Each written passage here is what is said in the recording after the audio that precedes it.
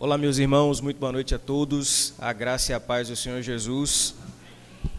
Meus irmãos, estamos caminhando em Eclesiastes, nesse livro, como já dito há pouco, extremamente desafiador, ao tempo que revelador no seu conteúdo e nas suas aplicações. E hoje nós vamos à segunda mensagem da série Eclesiastes e a vaidade das coisas terrenas.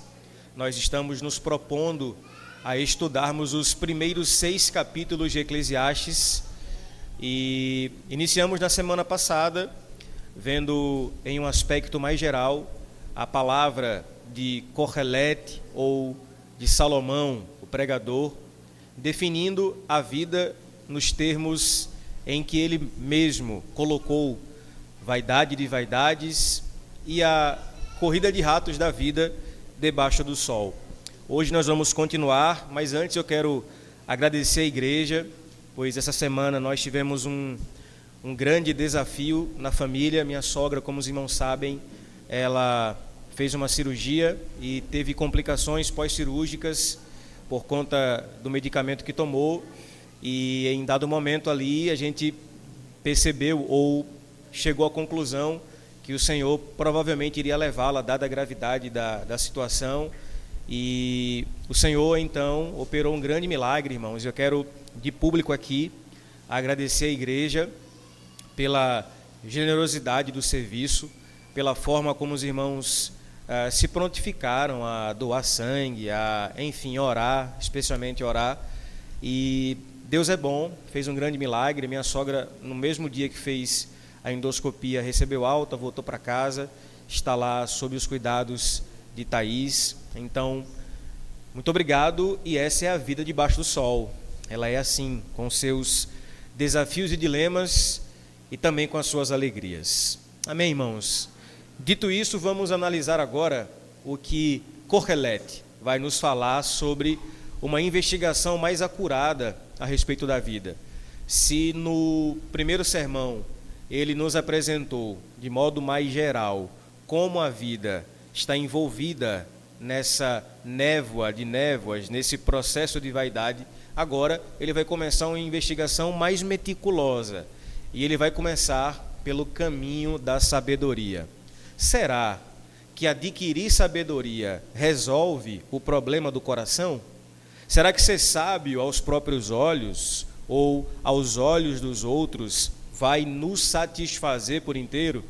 Eu tenho certeza que esse sermão também falará muito conosco, e eu quero que você já abra a sua Bíblia no capítulo 1 de Eclesiastes. Nós vamos ler a parte final, versículo 12 ao versículo 18. Eu quero dar um tema a esse sermão e chamá-lo de Quando o Saber Não Resolve. Eclesiastes 1, versículo 12 a 18. Mantenha sua Bíblia aberta nesse texto. Diz assim a palavra de Deus. Eu repito, vou ler aqui na NAA, essa versão que a gente usa aqui é a NVI, mas o entendimento será mantido apesar de alguns termos diferentes. Diz assim: Eu, pregador, venho sendo rei de Israel em Jerusalém. Dediquei-me a investigar e a me informar com sabedoria a respeito de tudo que se faz debaixo do céu. Que enfadonho trabalho Deus impôs aos filhos dos homens para com ele os afligir.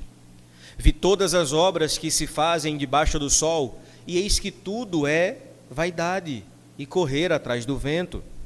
Aquilo que é torto não se pode ser endireitado, e o que falta não pode ser contado. Eu disse a mim mesmo: eu me tornei importante e superei em sabedoria todos os que governaram em Jerusalém antes de mim. O meu coração tem tido larga experiência da sabedoria e do conhecimento. Assim procurei conhecer a sabedoria e saber o que é a tolice e a falta de juízo, mas descobri que também isto é correr atrás do vento. Porque na muita sabedoria há muito enfado, e quem aumenta o seu conhecimento aumenta também a sua dor. Palavras de Salomão, filho de Davi. Vamos orar mais uma vez? Deus amado, que desafio para nós é encarar a realidade da vida debaixo do sol. Temos tido dia após dia, como bem falou aqui o nosso irmão Igor, as surpresas inesperadas da vida, e diante de tudo isso, Eclesiastes vem para nos lembrar que nós não podemos criar realidade utópica para essa vida. O nosso coração só descansará de fato quando estivermos com o Senhor em plenitude. Até lá, como cantamos há pouco, de forma tão maravilhosa, vamos vivendo a vida debaixo desse sol, sempre ansiando por Ti. Aplique-nos a Tua palavra e nos ajude a conhecê-lo dia a dia. Por Cristo Jesus, oramos. Amém. Há poucos dias, a minha esposa Thaís me indicou um filme. E o nome do filme é Uma Mente Brilhante, de 2001. Um filme amplamente premiado e que relata de forma um tanto quanto romanceada a história do matemático John Nash. E desde jovem, Nash tinha uma obsessão: descobrir padrões, encontrar lógica em todas as coisas, e ele acreditava que se utilizasse a sua mente brilhante com intensidade suficiente, ele poderia decifrar a própria realidade. Como Salomão, John Nash dedicou a sua vida a buscar sabedoria, conhecimento e compreensão. Porém, com o tempo, Nash começou a ver coisas que ninguém mais via: pessoas, vozes, situações, e tudo parecia real, mas não era. John Nash, na verdade, sofria de esquizofrenia paranoide. A sua própria mente, que ele tanto confiava, agora havia se tornado o seu maior inimigo.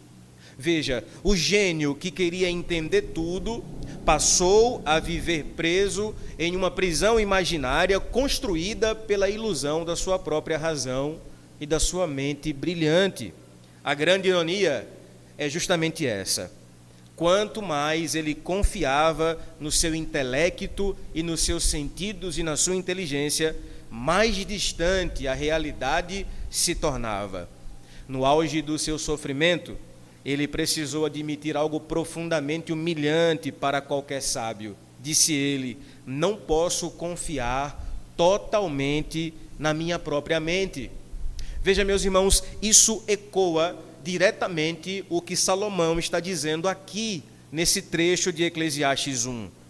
Quanto mais sabedoria humana se acumula, mais percebemos o abismo da nossa própria ignorância. Disse o pregador, versículo 18: na muita sabedoria há muito enfado.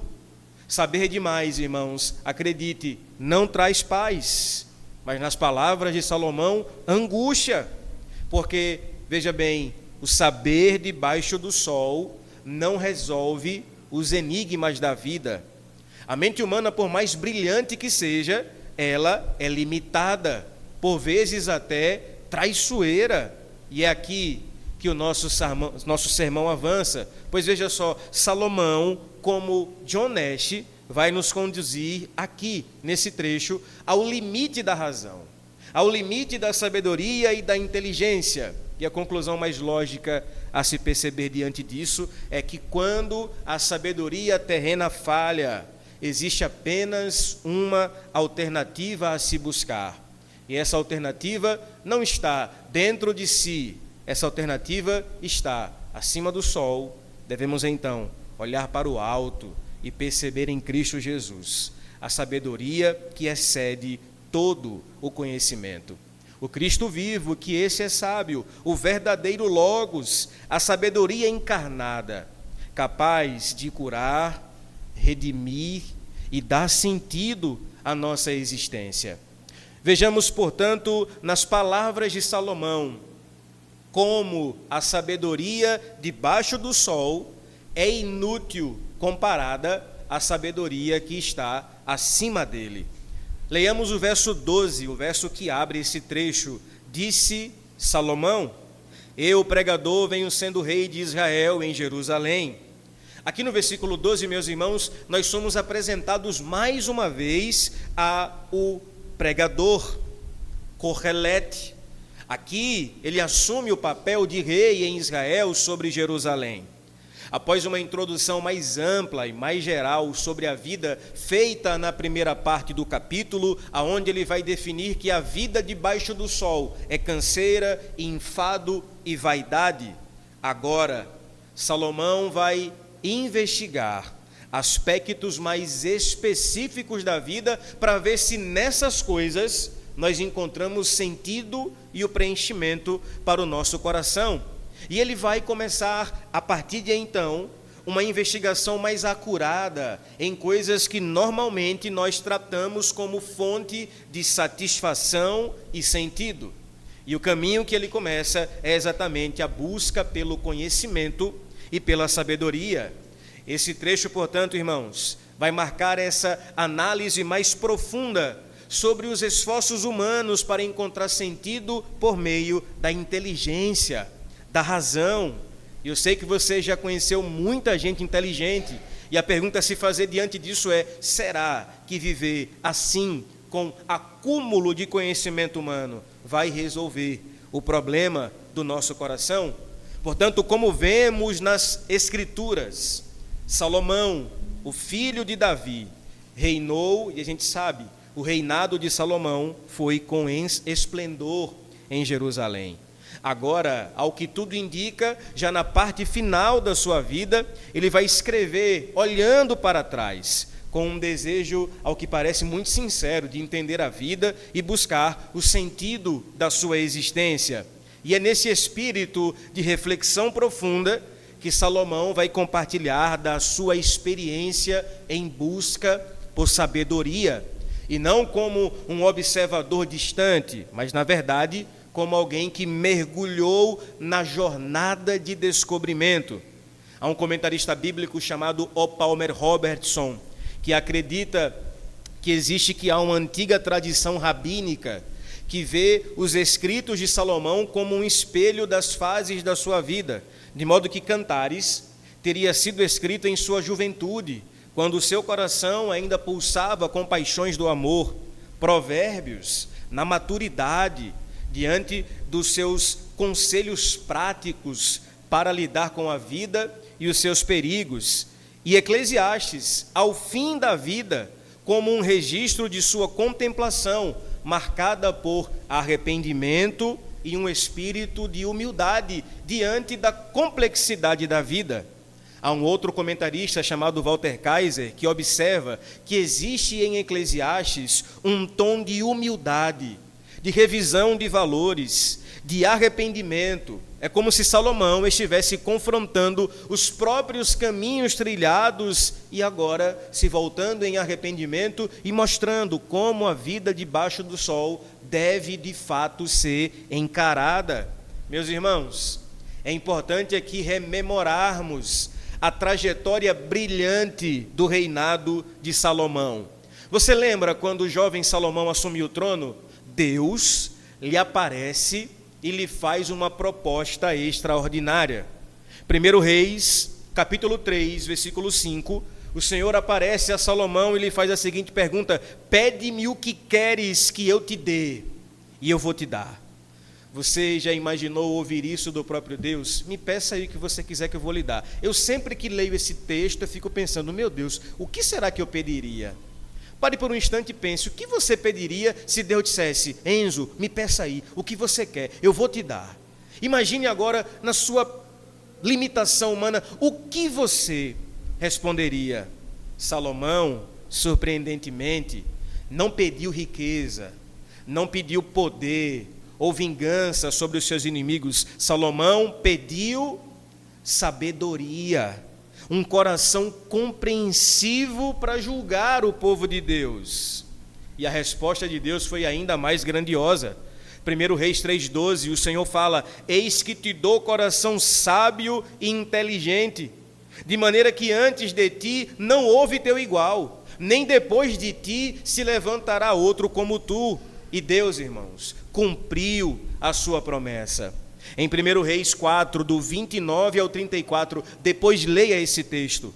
Nós vamos ser informados de que a sabedoria de Salomão excedia a sabedoria de todos os homens, de todos os filhos do Oriente, de todos os sábios do Egito, de modo que a sua fama se espalhou entre as nações. Meus irmãos, Salomão escreveu 3.000 provérbios, compôs 5.005 cânticos. Salomão falava em sua sabedoria sobre todos os assuntos, sobre plantas, animais, aves, peixes. Homens de todo o mundo vinham ouvi-lo, enviados por reis de todas as terras. Você lembra do episódio da rainha de Sabá?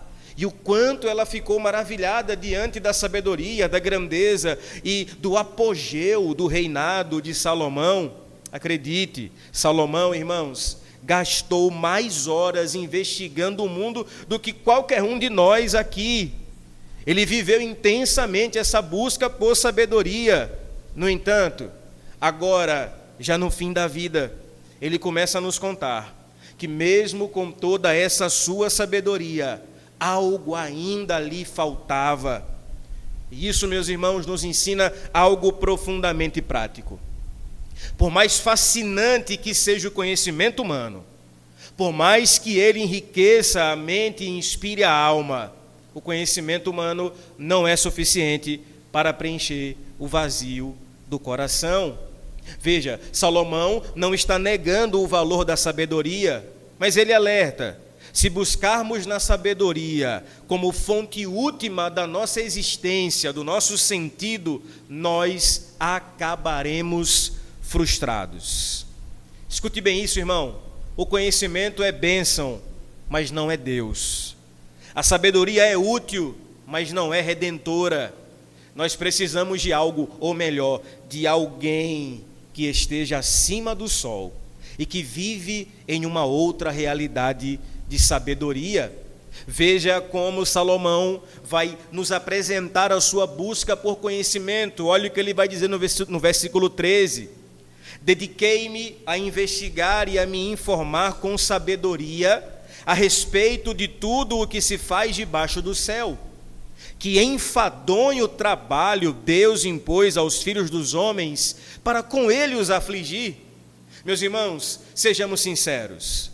Deus colocou no coração humano o desejo por conhecimento, e isso é bom, isso é um dom.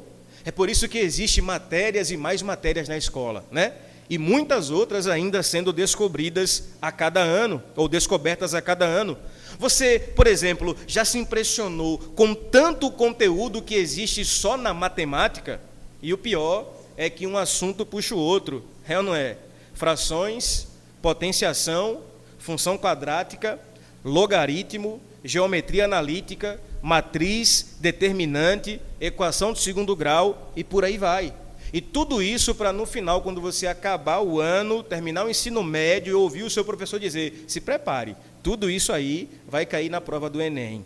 E a gente pensa: para que estudar tudo isso? Eu nunca vou usar essas coisas na minha profissão. Eu mesmo ainda estou esperando o dia que vou no mercado e calcular o preço do arroz, vou usar uma equação do segundo grau. Mas tudo bem, veja, tudo isso é parte do dom que Deus nos deu. Curiosidade intelectual. A humanidade tem perseguido isso com paixão.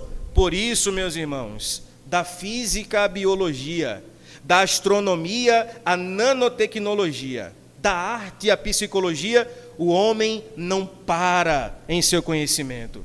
Descobrimos galáxias, desenhamos o genoma humano, dividimos o átomo, criamos a internet, inteligência artificial, voamos à lua, desenvolvemos robôs que falam conosco, mas ainda assim, o nosso coração continua vazio e sempre querendo mais.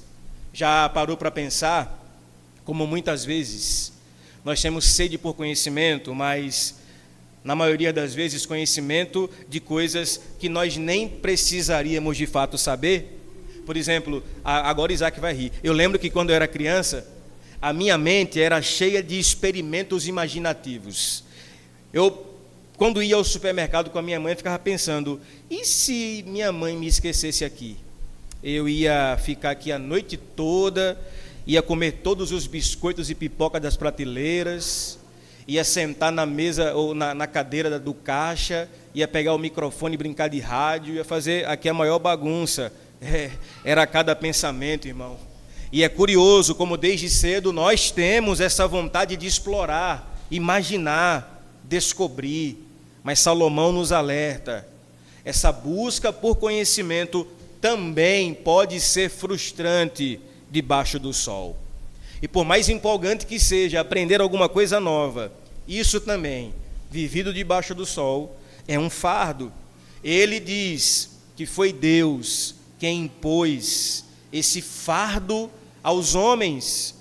E veja, irmãos, que realidade. O anseio por conhecimento faz parte da dignidade humana dada por Deus. Porém, também foi afetado pela queda. E nós vamos ver como o trabalho humano, inclusive o intelectual, é marcado por frustração, dor e limitação.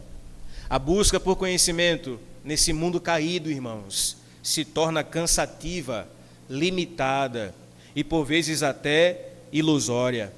Esse versículo nos lembra de que Deus não está ausente mesmo na vaidade da vida.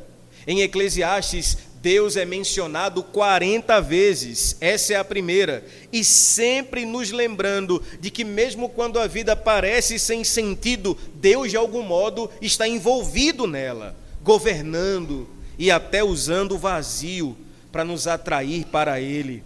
Veja a ironia, aquilo que era para nos elevar à sabedoria, agora também nos cansa. E isso, meus irmãos, se confirma nos maiores pensadores desse mundo. Pegue os grandes intelectuais, os físicos, os químicos, os homens que são respeitados, todos eles revelam a sua falta de sabedoria naquilo que o mundo chama de sabedoria. Por exemplo, Stephen Hawking, o físico mais famoso do século XXI, certa vez disse: nós somos apenas um tipo avançado de macacos em um planeta menor de uma estrela medíocre. Que tragédia, meus irmãos! Um dos homens mais brilhantes do nosso tempo, reduzindo o ser humano à poeira cósmica, com um certo complexo de grandeza. E é isso o que Salomão está dizendo: quando o saber se afasta de Deus, ele vira um beco sem saída. Aí, meus irmãos, o homem vive a armadilha do saber como um ídolo. Pastor Emílio Garofalo Neto, em seu livro Isto é Filtro Solar, nos alerta que esse saber, de fato, pode se tornar um ídolo. Quando nós colocamos todo o nosso valor em, por exemplo, diplomas, formações, conquistas intelectuais, diz ele, muitos dizem, quando eu tiver meu diploma, as pessoas vão me respeitar. Quando eu passar no concurso, minha vida vai fazer sentido. Quando eu publicar meu artigo, minha existência será validada. Mas Salomão, com seu cachimbo teológico, sopra fumaça na nossa cara e diz: não adianta, isso não satisfaz, isso é rebelde, vaidade. Pastor Emílio lista 2 formas de sabedoria que as pessoas costumam idolatrar. Olha que interessante. A primeira sabedoria é o conhecimento acadêmico, cursos, títulos, linguagem culta. Isso é bom? Sim, mas não pode ser um fim em si mesmo. O segundo tipo de conhecimento que ele diz que as pessoas costumam idolatrar é o oposto disso, é o chamado conhecimento das ruas. Sabe aquele tipo de conhecimento que as pessoas dizem que é aquela esperteza do dia a dia, do bom malandro que não cai em golpe, do jeitinho brasileiro? E convenhamos, irmãos, isso pode ser útil, mas também é limitado. Pensando nisso, eu lembrei de um outro tipo de conhecimento que nós também tendemos a idolatrar, que é bom, mas não é um fim em si mesmo, que é a chamada sabedoria popular. Provérbios, ditados, experiência de vida. Minha esposa e minha sogra, você tem que ouvir as duas conversando, elas são paraibanas e é o tempo todo expressões que eu nunca ouvi falar, expressões que só existem na Paraíba, e eu fico pensando, meu Deus, o que será que isso significa? Isso também tem valor, mas está longe de ser suficiente. E para ilustrar o que eu estou falando, eu me lembrei do lendário Seu Lunga. E Seu Lunga é um personagem interessante. Ele é aqui do Nordeste e é conhecido por sua sabedoria afiada e azeda. E eu sei que você já deve ter ouvido falar de alguma anedota de Seu Lunga, mas me permita lembrar algumas para você se deleitar. Certa vez, um homem vê Seu Lunga depois de muito tempo e pergunta: Seu Lunga, por onde o senhor anda? Ao que Seu Lunga responde: pelo chão, não aprendi a voar ainda? Outra vez, Seu Lunga entra numa loja e pergunta: tem veneno para rato? Ao que a moça fala: tem. Vai levar? Ele diz: não, vou trazer os ratos para comer aqui. Em casa, Seu Lunga fala: mulher, traz um café. Ela pergunta: na xícara? Ele diz: não, jogue no chão e traz com rodo. Veja, irmãos, a sabedoria de Seu Lunga é divertida, às vezes até útil, mas como toda sabedoria humana debaixo do sol, não salva, não satisfaz, não resolve os dilemas eternos da alma. Meu irmão, minha irmã, você pode ser muito sábio, muito sábia, muito culto, muito afiado, mas se você fizer do seu conhecimento o seu salvador, você acabará frustrado e não realizado. A mente é um dom, não é um Deus. A mente também precisa de redenção. E o problema, antes que você ache que o meu sermão é uma apologia à falta de sabedoria, pelo contrário, o problema não é o saber. O problema é tentar fazer do saber o sentido da vida. Correlete aqui, meus irmãos, nos convida a olhar para além da sabedoria debaixo do sol e buscar a sabedoria vinda do alto, a sabedoria encarnada na pessoa de Jesus, que, de acordo com Paulo em Colossenses, nele todos os tesouros da sabedoria e do conhecimento estão ocultos. As sabedorias, filosofias e tudo mais que você possa imaginar nesse mundo está limitada por conta do pecado. Olha a sentença que Salomão traz no versículo 14. Disse ele: vi todas as obras que se fazem debaixo do sol, e eis que tudo é vaidade e correr atrás do vento. Veja, Salomão, depois de ter analisado de modo geral como a vida debaixo do sol é tudo vaidade, está examinando agora mais detidamente os caminhos da vida pelos quais nós tendemos a procurar sentido na existência. E a cada dia surge uma novidade, a cada dia surge uma trend nova para tentar satisfazer o nosso coração. Agora é o tal morango do amor, não tem mais besteira para se inventar. Meus irmãos amados, no versículo 13, Salomão está dizendo que se dedicou, aplicou o coração no esforço intelectual para esquadrinhar, se informar com sabedoria de tudo o que acontece debaixo do céu. Mas veja, já no verso seguinte ele declara: vi todas as obras que se fazem debaixo do sol, e eis que tudo é vaidade, é correr atrás do vento. Você percebe o trocadilho entre os versículos? No versículo 13 ele fala debaixo do céu, no versículo 14 ele fala debaixo do sol. O primeiro termo traz uma abrangência mais ampla, enquanto o segundo vai reforçar exatamente a ideia de uma vida terrena, horizontal, sem transcendência. É como se Salomão dissesse para nós: eu fui fundo, olhei tudo, mergulhei, investiguei, e o que eu vi aqui embaixo sem Deus é frustrante. Ele investiga debaixo do céu, mas o que enxerga debaixo do sol é um vazio que sufoca. E a conclusão é categórica. Disse ele: é tudo vaidade, é tudo correr atrás do vento. E aqui aparece essa nova imagem que ele vai repetir várias vezes ao longo do livro: correr atrás do vento. Que imagem poderosa! Você já experimentou estocar vento, quer dizer, correr atrás do vento? Veja quanto isso é inútil. Correr atrás do vento não é apenas inútil, mas é também exaustivo. Imagine alguém tentando agarrar o ar, controlar o vento, ou seja, controlar o que é incontrolável. Como disse Philip Ryken, se você acha difícil fazer os gatos obedecerem à sua vontade, tente fazer isso com o vento. O vento, irmãos, sopra onde quer e você nunca consegue segurá-lo.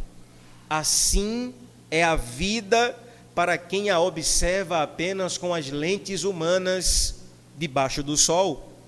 Conhecimento, esforço, trabalho, tudo parece fugir das nossas mãos. Tudo parece escorrer pelos nossos dedos. Tudo é líquido, nada é sólido, é correr atrás do vento.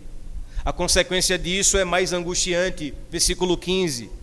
Aquilo que é torto não se pode endireitar, e o que falta não pode ser contado. Em outras palavras, há coisas na vida, debaixo do sol, que de fato não conseguimos consertar. Feridas que não saram, histórias que não podem ser reescritas, contas que não fecham. Nós, no máximo, tentamos manipular os dados para fazer o balancete da vida fechar, mas não fecha. Já parou para pensar que tem horas e tem momentos que nada se encaixa? O problema, portanto, irmãos, não está apenas fora de nós.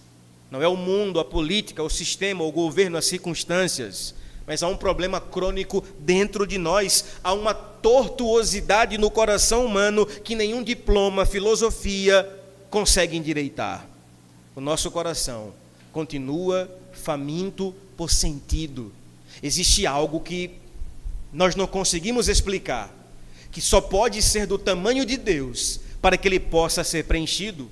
O vazio não está apenas ao nosso redor, ele está dentro de nós. E vivemos a vida debaixo do sol, buscando esse sentido em coisas terrenas, no trabalho, nas relações, no romance, aqui, no conhecimento, na sabedoria. É por isso que no próximo trecho, Salomão se lançará com ainda mais força, em uma busca mais frenética. E olha o que ele diz, versículo 16 e 17. Eu disse a mim mesmo, eu me tornei importante e superei em sabedoria todos os que governaram em Jerusalém antes de mim. O meu coração tem tido larga experiência da sabedoria e do conhecimento. Assim, procurei conhecer a sabedoria e saber o que é a tolice e a falta de juízo, mas descobri que também isto é correr atrás do vento. É interessante que agora Correlete, Salomão, volta-se para si como objeto de análise. E ele diz, eu me tornei importante. Literalmente, eu me engrandeci. Eu consegui um status de grandeza em Jerusalém. O verbo hebraico para isso é gadal, que expressa autoexaltação. Ou seja, de fato, Salomão se vê como alguém de importância, reconhecido por sua sabedoria. E de fato, irmãos, humanamente falando, isso era verdade. Salomão era alguém reconhecido por sua sabedoria, mas esse reconhecimento, ele diz, não foi suficiente. E ele vai declarar ainda que teve larga experiência de sabedoria, de conhecimento. E essa expressão mostra a profundidade, a intensidade com a qual Salomão se debruçou sobre buscar conhecimento. E veja, irmãos, Salomão não foi um curioso ocasional. Na verdade, ele mergulhou de cabeça, com disciplina, com dedicação, buscando compreender o mundo ao seu redor, as pessoas, a vida, as suas contradições. Salomão estudou, refletiu, acumulou conhecimento, mas ao final descobriu que isso tudo era correr atrás do vento. Diante disso, irmãos, algumas implicações práticas surgem para nós aqui e agora. Escute bem. A primeira delas é concluirmos que há frustração no conhecimento quando esse está separado da fé. Deus te criou para a sabedoria, é verdade, mas se essa sabedoria for divorciada da fé, você estará frustrado. Salomão, como eu disse, não está negando o valor da sabedoria. Mais na frente, capítulo 7, versículo 12, ele afirma que a sabedoria protege, ela é boa. O problema não é a sabedoria, mas a tentativa de encontrar nela a resposta final para os dilemas da vida humana. O conhecimento é importante, mas é limitado. Eu conheci um irmão que se gabava por ter sido preso e porque na prisão ele tinha um tipo de conhecimento que as pessoas não tinham. Porque lá é tipo uma gnose espiritual. Tipo assim, cara, você não sabe porque você é inocente. Eu vim da cadeia, então eu sei coisas que ninguém sabe. Vaidade das vaidades. A sabedoria humana não pode mudar o nosso coração caído. Salomão está afirmando que o saber não salva. Ainda que você busque o sentido da vida debaixo do sol, a sua mente vai ficar isolada de Deus, frustrada. A segunda implicação disso é que a idolatria do nosso tempo está ligada ao culto, ao saber, à inteligência. Nós vivemos um tempo que cultua o intelecto. Catedrais foram substituídas por universidades, púlpitos por TED Talks, e muitos acreditam piamente que o avanço da ciência, da psicologia, da tecnologia, da filosofia, tudo isso vai solucionar o problema da existência humana, mas não vai. Como disse Salomão, tudo isso é correr atrás do vento. Já parou para pensar como existe uma falsa segurança e muitos, por acharem que dominam o conhecimento bíblico, teológico, acadêmico ou científico, vão ser melhor que os outros? Porém, Correlete nos alerta: a sabedoria sem Deus é vaidade, é vento, é repele, é névoas de névoas. A vida, irmãos, ela continua com seus mesmos dilemas, frustrações, vazios. Nós, portanto, não devemos colocar a nossa confiança na razão humana, mas na sabedoria que vem de Deus. Outro ponto é que o coração humano não encontra descanso na mente. Olha o que ele disse, Salomão falou: o meu coração teve larga experiência na sabedoria. Sabedoria é de fato algo da mente, do intelecto, da reflexão racional. Mas Salomão usa aqui o termo coração.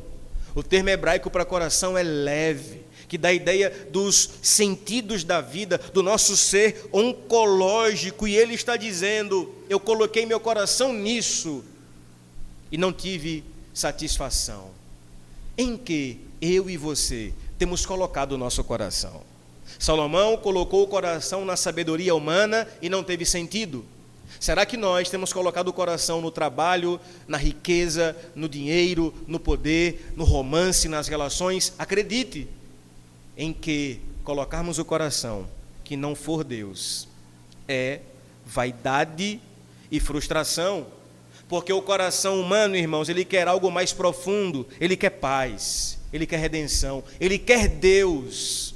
E a sabedoria humana, ainda que seja do ChatGPT, ela não vai conseguir isso. Repito o que Agostinho disse, essa é a frase mais impactante para mim de Agostinho em suas confissões: fizeste-nos para ti, e o nosso coração está inquieto, enquanto não descansar em ti. Como cantamos há pouco, só em ti, só em Deus achamos paz e descanso. Portanto, meus irmãos, depois de toda essa busca por sabedoria, Salomão se depara com uma verdade amarga. Quanto mais se entende, mais se sofre. Em certo sentido, a ignorância nos livra do sofrer, porque quanto mais se conhece, mais se percebe o que está errado. E a busca pelo saber absoluto se torna um fardo pesado. E ele vai declarar de uma maneira mais direta no versículo 18. Olhe que sentença final. Porque na muita sabedoria há muito enfado. E quem aumenta o conhecimento, aumenta a tristeza. O que parecia libertador, agora torna-se opressor. Quanto mais se entende o mundo, mais se vê pecado, injustiça, dor, morte e falta de sentido. E assim o ciclo se fecha. Até a sabedoria humana, se buscada como um fim último, se revela como rebelde, vapor, vaidade, frustração. Como na NVI, inutilidade. E esse versículo ele é uma conclusão surpreendente. Depois de Salomão se aplicar com intensidade à busca do conhecimento, ele traz o veredito: quanto mais ele sabe, mais ele sofre, porque o saber debaixo do sol é enfado. E a palavra enfado aqui também pode ser traduzida por aflição, frustração. A tristeza aqui mencionada está ligada à existência gerada pelo contato com a dura realidade nesse mundo afetado pela queda. Porque quanto mais se compreende o coração corrupto no mundo caído, mais se percebe a brevidade da vida. Um sopro, irmãos, um acidente, um medicamento em uma pós-cirurgia e a vida se vai. Tudo isso é rebelde. Conhecimento, portanto, não cura a alma, porque ele não tem o poder redentivo de ser Deus. Ele apenas vai nos mostrar como um espelho a realidade de um mundo caído. Repito, Salomão não está negando o valor da sabedoria. Ele é o autor de Provérbios. Não saia daqui pensando: agora eu não vou mais estudar, não quero mais ler a Bíblia. Não, não é isso. O que Salomão está dizendo é: lembre, a chave para entender Eclesiastes são duas expressões: vaidade e debaixo do sol. O que ele está dizendo é que a sabedoria humana debaixo do sol, nesse mundo caído, ela é insuficiente em si mesmo. O que os homens se gabam por conhecer é, na verdade, vaidade. Portanto, meus irmãos amados, me permita, diante disso, caminhar para uma aplicação cristocêntrica nesse fato. Salomão foi chamado de o homem mais sábio de toda a terra. Já ouviu falar nisso? A Bíblia diz, o próprio Deus falou, que Deus deu uma sabedoria a Salomão que antes dele não houve igual. Depois dele também não haveria. Ele era, irmãos, o mais sábio dos reis de Israel, dotado de um conhecimento excepcional, reconhecido por todos os povos. Salomão representa o ponto mais alto que a sabedoria humana pode existir, mas no final, ele diz, é tudo vaidade, é correr atrás do vento.